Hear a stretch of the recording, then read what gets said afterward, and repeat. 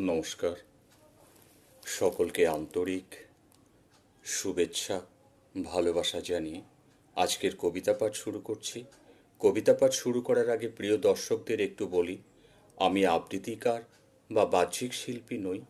যদি প্রিয় দর্শক এবং বন্ধুদের আমার কবিতা পছন্দ হয়, একটু লাইক, শেয়ার, সাবস্ক্রাইব করবেন। আমার ইউটিউব চ্যানেলের নাম স্বপ্নের ঠিকানা। শুরু করছি নিজের স্বরচিত কবিতা পাঠ।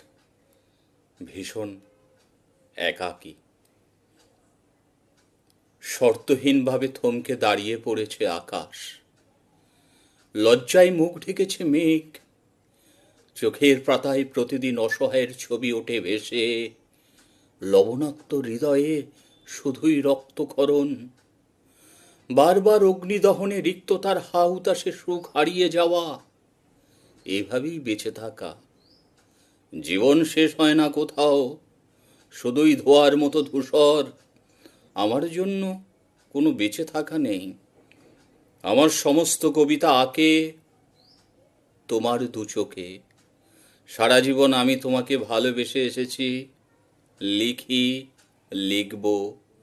মনে হয় তুমি সারা রাত ঘরের বাইরে ভীষণ একাকীভাবে রয়েছো দাঁড়িয়ে। নমস্কার।